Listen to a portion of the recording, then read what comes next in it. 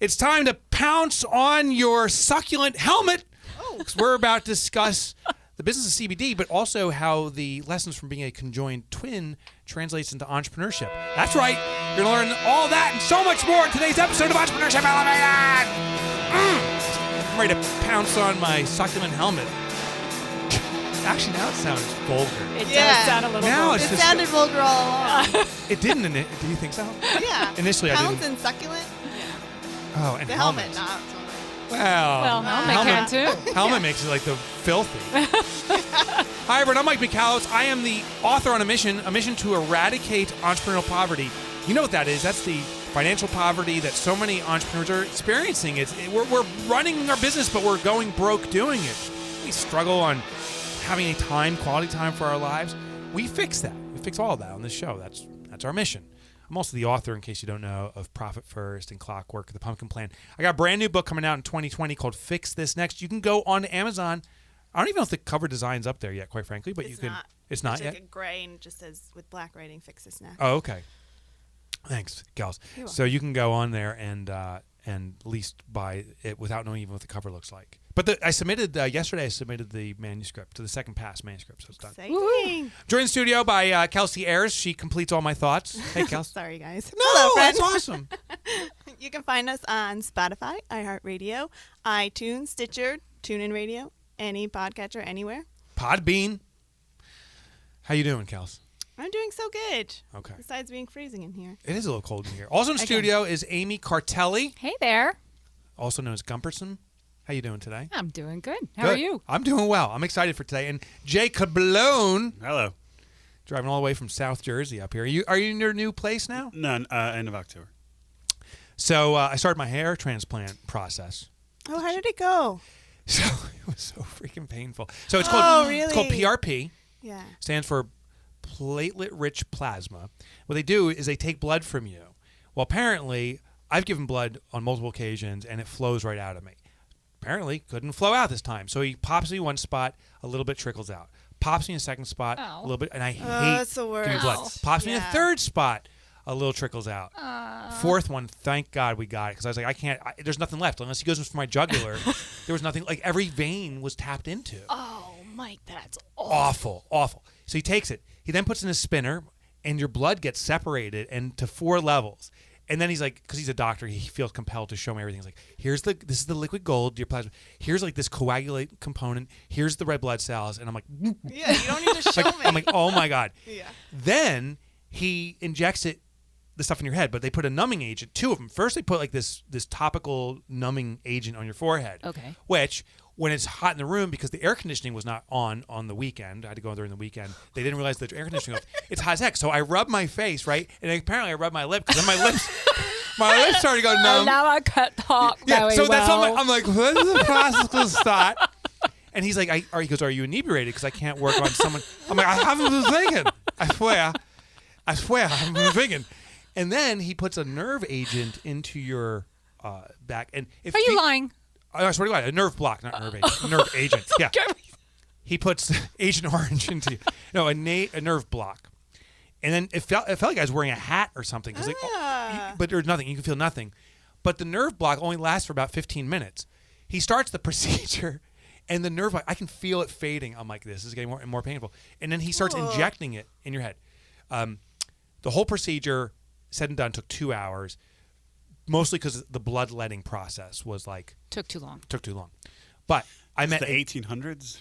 Bloodletting? It felt like it, right? And then he ended by putting leeches. Get the over me. leeches on him. Yeah, Which so... leeches are so weird. In Myanmar, they would come on me, and it's like, you don't feel them, and then you take them off, and it's like, whoa. You had leeches on you? Yeah. A lot? Disgusting. Like like often? a little pinhole. Why?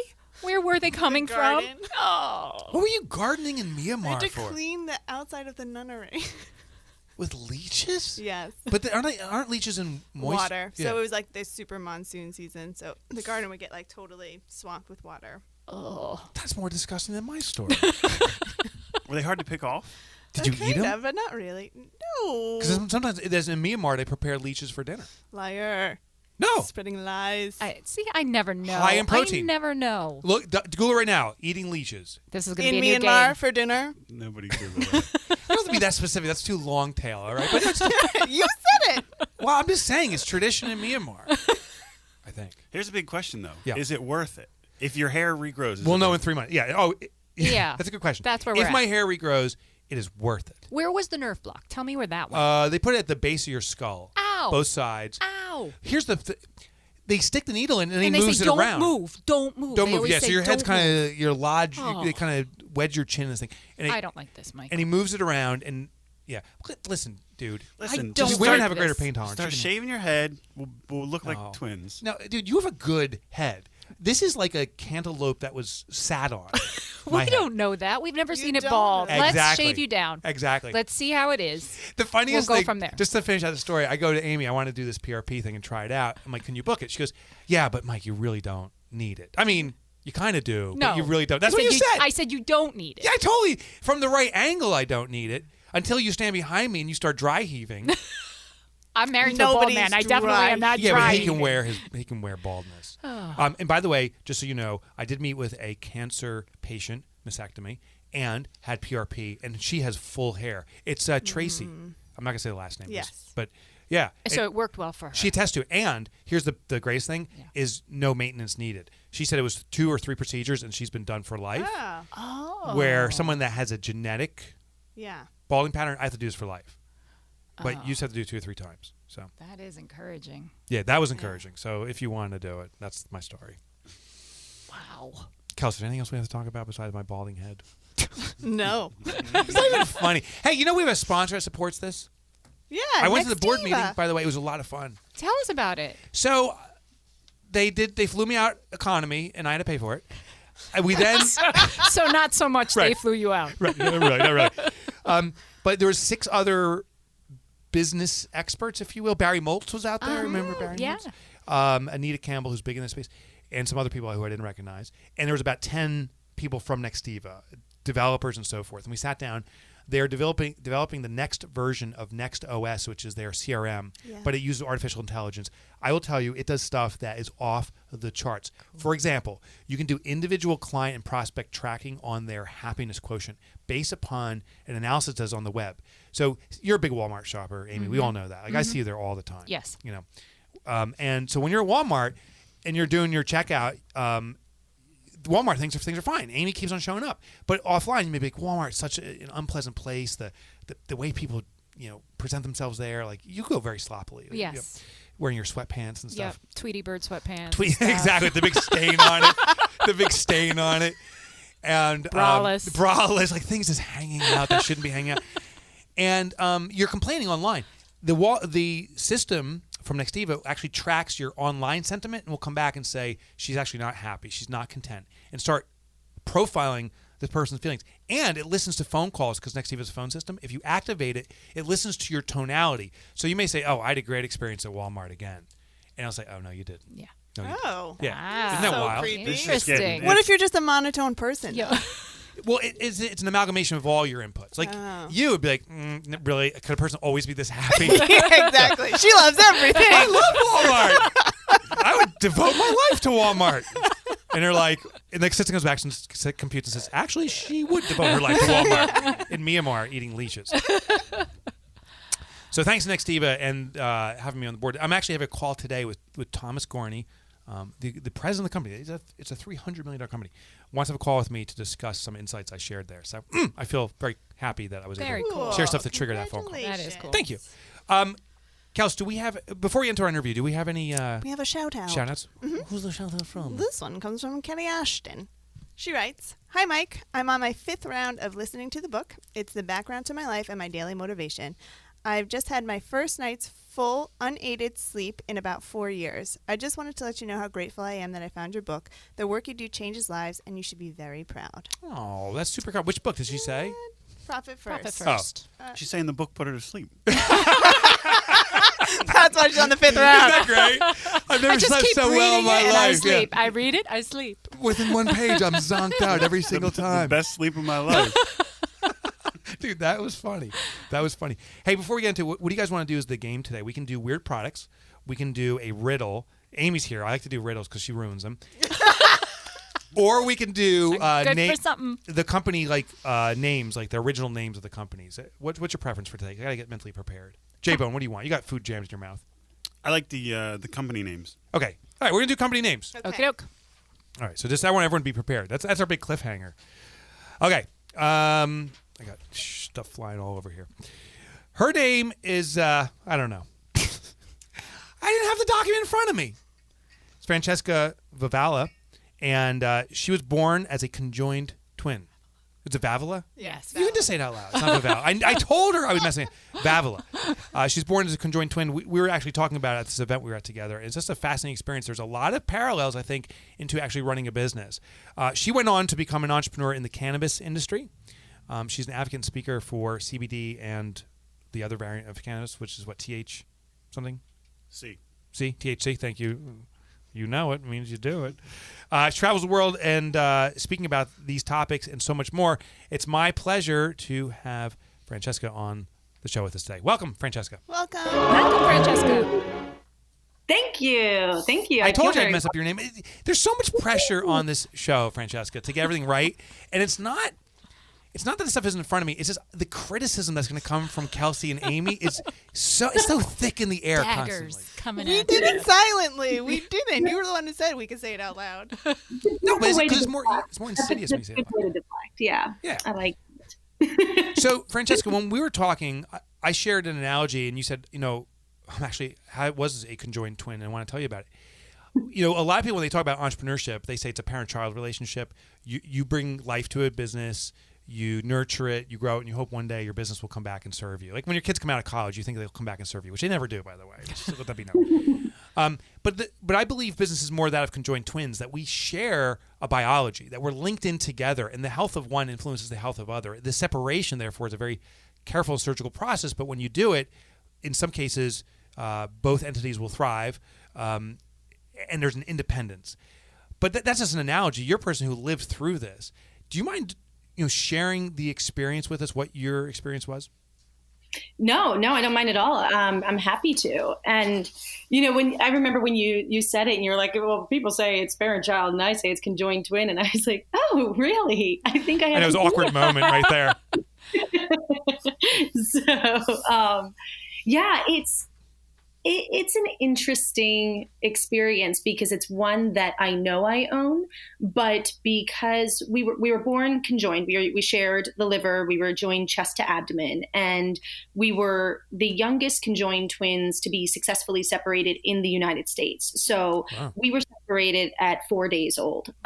So in terms of what is it like to be a conjoined twin when you're actually conjoined, I can't speak to that in terms of a memory or an anecdote or anything like that.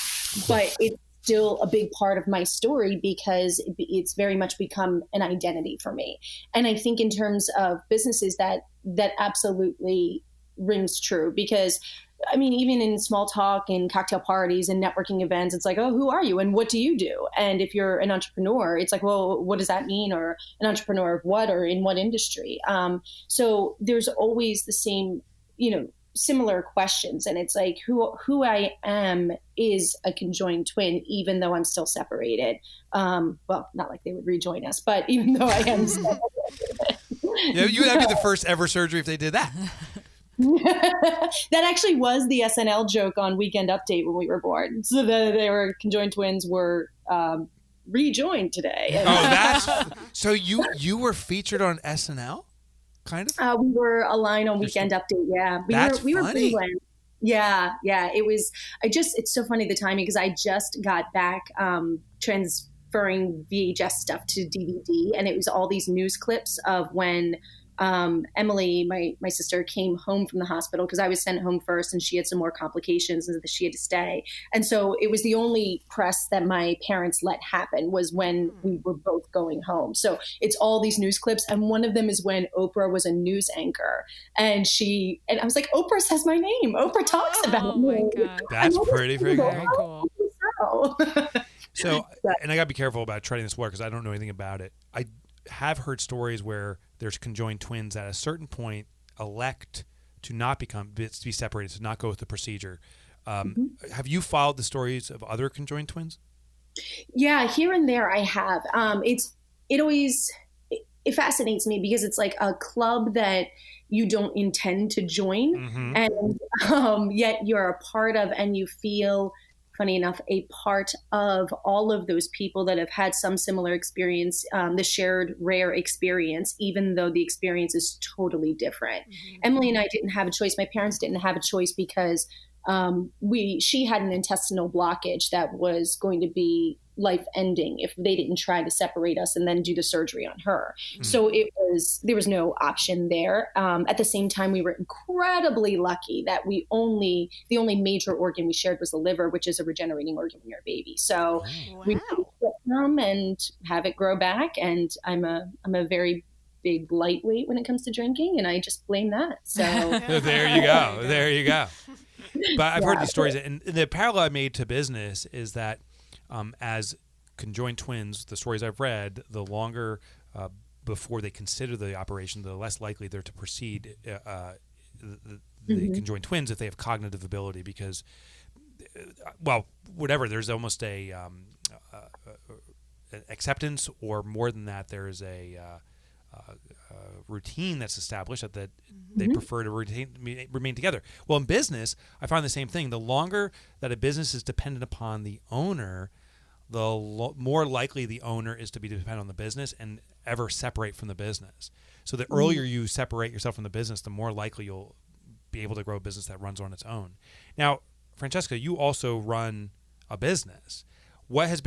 Has there been any kind of parallels you've seen like that, or any learning that's come out of that circumstance for you? Oh yeah. Plenty, I think. And some of them are subconscious, and some of them I pull out and try to articulate and understand. So I think it's everywhere. And your analogy is a very good one, because I think what it is we get used to things, and what is our normal, we are hesitant to shake up. And I think that's true if you're a conjoined twin electing to stay conjoined, or if you are a business owner and electing to stay a part of your business instead of apart from your business. So it's about that, whether you want to call it a groove, a rut, a normal, a whatever, we are all about maintaining what we already know, because different is scary. And that, I think we're just programmed as human beings to avoid that risk at all costs. And risk is always anything that's change. So yeah, I absolutely agree. And for me, a lot of that comes from the fact that, I didn't elect to be a twin, and I certainly didn't elect to be a conjoined twin or to be separated at that. But there's these moments in our lives that are either determined by outside forces, or that just happen. They happen, and they're pivotal. And they can be good, they can be bad, they can be indifferent. Your business, you could write one blog and it goes viral. It could be, one tweet and it destroys your brand. It could be, whatever it is. And they just happen, and we can't separate from them. We don't necessarily have control over them. We just have to decide what to do about it. So it's all about like, these are the cards you're dealt, or these are the cards you've played, and here's the outcome. So it's all about just going forward from there and learning from that past. So to me, being a twin, and Emily was born with severe cerebral palsy because they didn't know that we were conjoined, and complications happen. So I grew up with, basically, if you want to define a conjoined twin in the 1930s, we were freaks. And I think a lot of people would still consider that, maybe subconsciously. Today, if you see conjoined twins, you're going to stare. So that identity of freak is something that maybe was a label that I was born into, that I have to decide what to do with it. With Emily being disabled, it's like, these are just, people would look at her as a burden to our family, or as an obligation or something. And it's like, oh no, that's not it at all. You guys you're from the outside and you don't see what's going on here. And so it's like, well, we get to decide how to present our story as a family, and under the conditions that we're born in. And I think business is the same way. You have to decide what you're going to do, how you're going to present it under the conditions that you have. And then from there, you do end up shaping your story and influencing the story people will retell about you. Well, I really want to explore this now. So with Emily, which I know she subsequently has passed away about 6 years ago. I'm curious about the bond you had. Do you, and maybe you can't judge it based upon other sibling relationships, but I'm curious what was there from your perspective. And then secondly, how do you make the story, or how is the story different than what the outside sees? So we do have an older sister, and my older sister, Sarah, and I are very typical sisters, a year and a half apart, like Irish twins and everything. And so we fought all the time, typical sibling rivalry crap. And then we both had Emily in very different ways. And I think in terms of the bond, I felt, she was a part of me and I was a part of her, and very much the things that I did or said would influence her, and so it's like we connected on a deeper level. I was able to take care of her, maybe, I don't want to say better, because that Sarah's just going to get mad at me if she hears this, if I say that. But, don't worry, I cloaked your name. I called you Vavala, so she'll have no idea who you are. She can't find it. Excellent. That's a good point. But I was able to communicate better with her, and our connection was stronger, and there was an understanding there intrinsically, instinctively, I think genetically, biologically, that isn't there when you are separated by years or by a year or whatever it is. So that bond was very strong in that we could just see each other and know what was going on or what we were trying to communicate. Not always. It's not magical. It's not a movie. There were times when, because she was nonverbal, she'd point with her eyes, nod yes and no, use her computer to talk. And if she wasn't used to her computer, then it would be like, okay, I've got to figure out what exactly it is she's saying. But 9 times out of 10, I was better at it than anybody else. And then my mom and I were the best at it. So it's that bond, that kind of connection. And the fact that I felt fiercely defendant of her, I was protective of her. And so I think that kind of protectiveness is how we are with our business. And that kind of understanding is instinctive. Sometimes you just go with your gut and you just know something and you make a decision because you know it better than anybody else. And maybe you can't explain it, but you know it's the right decision. So just do me one favor. I don't know, on our side, the audio, you're starting to fade a lot. So maybe you can lean into the microphone a little bit. Yeah. Question for you is now, how does this translate into business? So you're in a business that is, use a term that it's a horrible term, but it's the reality that people will perceive from the outside. Oh, you're a freak. You enter the cannabis business that has that same perception. You're in a formally illegal business. How is this translated into your business in cannabis? It's done so much for me because I was totally like your dare kid / straight edge. Like, I never did drugs. I just said no. And I certainly stood on my high moral ground for that, and was proud of it until I learned exactly what cannabis is and what it does, and the fact that it is nothing like what I was told it was. And that changed everything. So suddenly I saw this with new eyes, and I was like, wait a minute, this isn't dangerous. This isn't a gateway. This isn't addictive. This is actually something that belongs in our bodies. This is something we need to be doing. And there's a lot of social justice issues wrapped up in it. This is my jam. I am into it. So I love that. So yeah. As you get into this business, how do you navigate the outside vantage point, right? Because that's the peril I see here. Is it just the resistance, or is it education? How do you start kind of changing the perception? It's everything. It's, what, the biggest tool that I have is, funny enough, the same one that I have as a formerly conjoined twin, is that nobody looks at me and thinks, oh, you're a conjoined twin. Nobody would be able to label me as that unless they, and even when they see my scars, they can't necessarily do that. Well, the same thing's true in the cannabis industry. I've been doing some public speaking, and one of the pieces of feedback that I get from it is people come down to like, yeah, you are not what I picture when I picture cannabis, because I don't have dreads and I'm not the, listening to Bob Marley 24/7 or whatever it is like that you think of when you think cannabis. It's like all those stereotypes are gone. So part of it is just being a face that is already familiar to people, that is already maybe safe in some way, or I hate the word normal, but let's go with it because that's what people are really meaning. It's like a quote unquote normal looking face for cannabis that they can relate to. Mm-hmm. And so that's the biggest tool. And then next to that, I think, is education. It is right up against it, that we have to be able to tell people that. But I've been using kind of both simultaneously and getting in front of people and being like, hey, listen, here's what I used to be where you are with this. And now I'm here and here's my journey for it.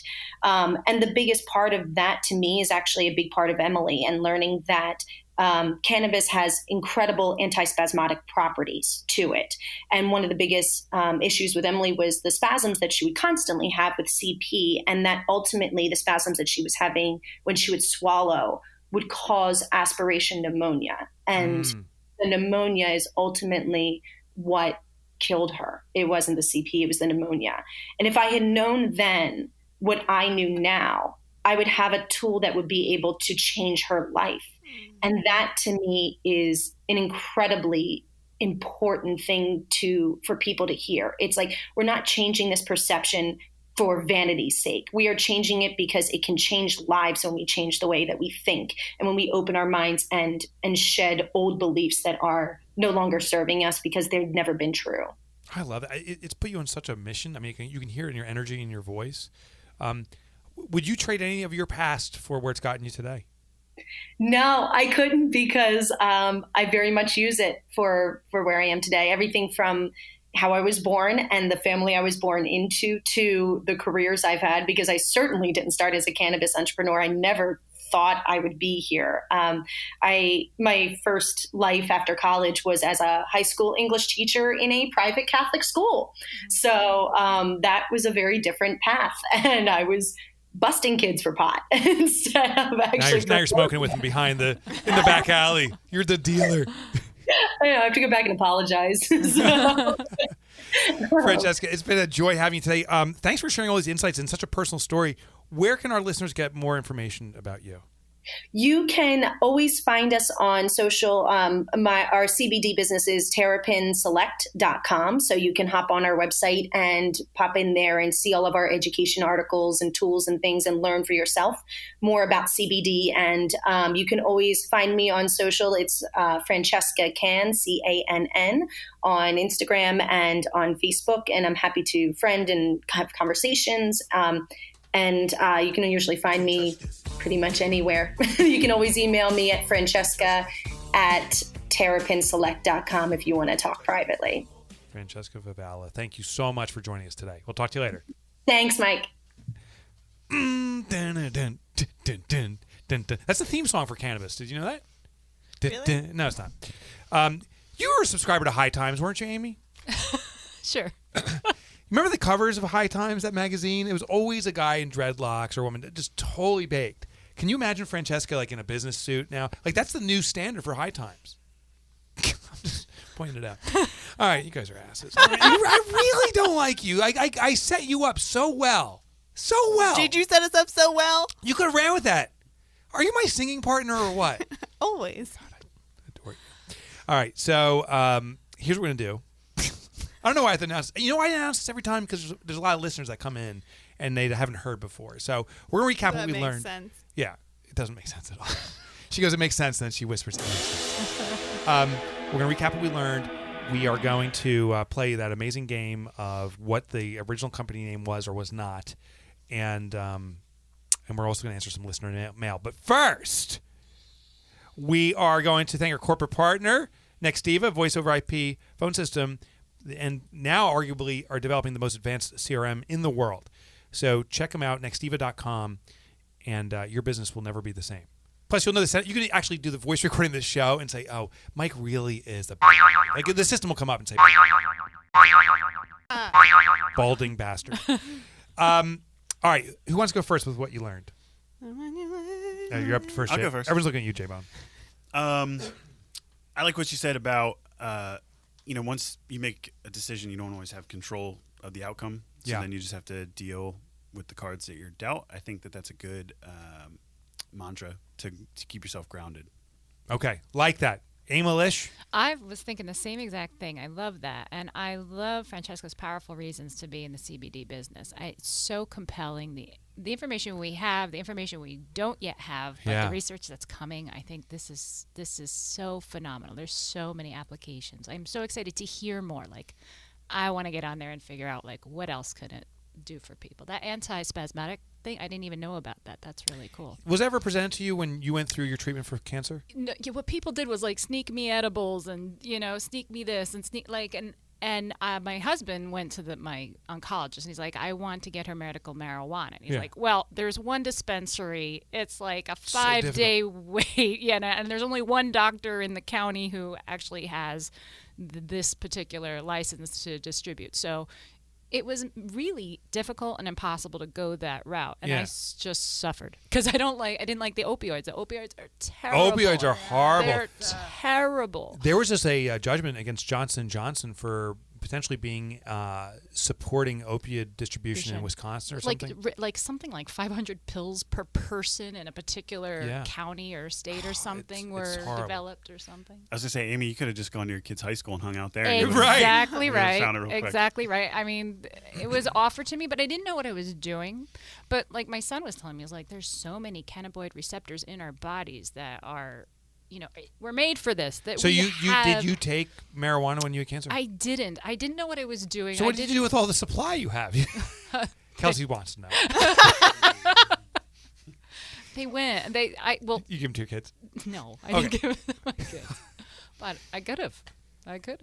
Kelsey, just what didn't. would you learn besides Amy's a dealer now? So I just love the way that she questioned a belief system, even like as a Catholic school teacher, to the point where she researched and became educated and then became an advocate for something. I feel like that's a super important lesson for all of us, to never take anything at face value, and that it is, it's just a thought, it's just a belief, it's not necessarily true or real, and to judge other people based on that Yeah. is harmful.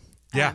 And I loved that she made that comparison of like instinctual care for sibling and parents' daughters to the instinctual thoughts you have around your business. Like, don't trust what you think is right or wrong based Yes. on other people's opinions. Trust your instincts. Wow. So that was my biggest takeaway, is the inside reality is way different than the outside perception, Yeah. right?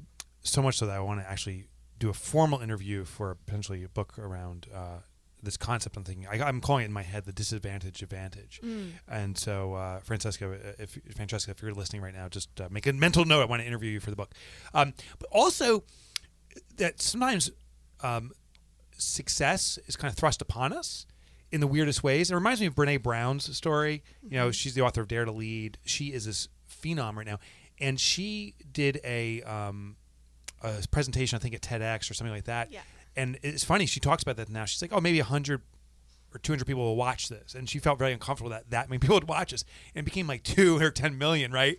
And so it was kind of thrust upon her, and she's embraced that responsibility from something that she didn't plan for, didn't expect, or didn't even necessarily want. And now she knows she actually did want that.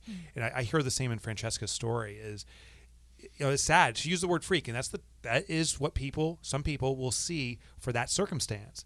And I don't think Francesca would have asked for that, but that was her circumstance. She was a conjoined twin, and now that's become such an advantage to her. It's a blessing, right? So it's just interesting. I love Absolutely. Okay. Kels, what else we got? Should we do the game now? that. Yeah, let's do the game. Okay, let me get some perfectly queued up music for a great game. Wow, that's spot on music. So here's the game we're gonna play. Aim. Okay. Oh no, it was Jay Sloan who wanted Sloan. this. Jay Sloan. Yeah. So Jay Sloan says, I want to play the before and after or name game. And what this is these companies, Is that what he said? something like that. You're such an ass. Say a lot of things. You're such an ass. Every time I think of you, I'm like, she's an ass and I love her. It's the weirdest feeling. It's like, it's just Is this like abuser syndrome? Yeah, What's that like? right? some form of masochism. So here it is. I'm going to name these 3 companies. They're all companies that you probably recognize, and I'm going to tell you their company name prior, and then you tell me which one of these is a fake. There's only 3 companies. Does that make sense? Mm-hmm. Okay, the first one we're going to talk about is Xerox. You all know Xerox, right? They were originally called the Haloid Photographic Company. The Haloid Photographic Company, and that's how they would announce it. Like if you watch a commercial, they like, you should use the Haloid Photographic Company. Commercials back then? That's a good point. I don't know. All right. Next company is AOL. You've heard of them, America Online. You've got mail. Pattern baldness. Was also, or had a prior name of Quantum Computer Services. Quantum Computer Services. And then, you know that company Nike? Yeah, you're wearing Nike clogs right now. Is that Nike or is that Adidas? What is that? Adidas. Oh, okay. Well, I don't wear Nike. Okay. You know Nike was originally called Apollo? They stuck in that Greek god or goddess kind of mentality. So which one? Do you The god, by the way. What? It's a god, by the way. Nike is? No, Apollo. No, but Like I god think or Nike is goddess. isn't Nike a goddess? Oh, I have no idea. I think Nike's Oh, made up. please, I want to slap you down.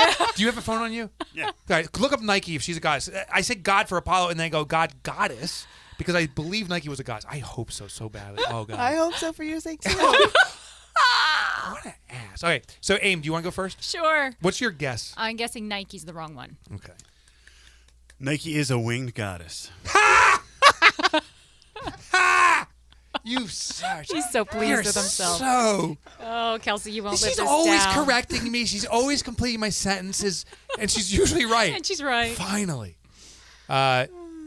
Jay Sloan, you're up. Which company is that was not renamed? All right, so I know for a fact that Nike, the one that you said was wrong, but they did have a name previously to Nike. So Yeah, that you one's used out. it on the last one, I think. I used the Nike one already? I think Stop. so. No, stop. That was the best. That was You the guys- best Muttley ever. You gotta stop smoking, That dude. was her Kelsey best ruins everything. emphysema Right, yeah. laugh. That's her name. Kelsey ruins everything. K-R-E. That's your name. Kelsey ruins everything. Yeah. So then Motto, not a...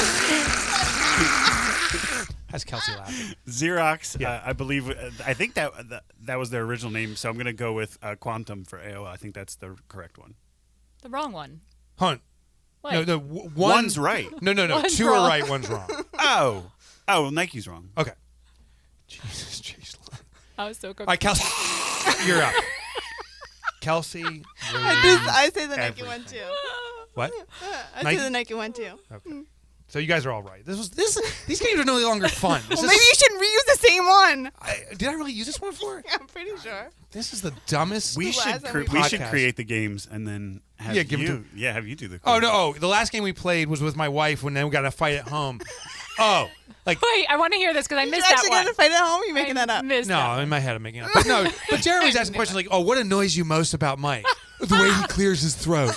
That was one question out of But like dude, 10. But they're all like that. And what's your worst date? It was really Yeah, like you're exactly. trying to pull up all the bad memories. What's in your the worst date ever with No, Mike? I said if you had to pick a celebrity, When did Mike disappoint you the most? Like, I'm just, it wasn't that. It wasn't that bad. if you had to There's pick 10 things that Mike does wrong. which celebrity do you hate the most, but still would rather date because Mike's such a jerk? Remember that one? I was gonna bring up your first kiss, but then you already told the story about it, so I couldn't do that. First date, I was gonna bring up like all these romantic memories. No, you said when was your first kiss with someone other than your spouse? I asked her what your favorite body part was. Yeah, That was so awkward.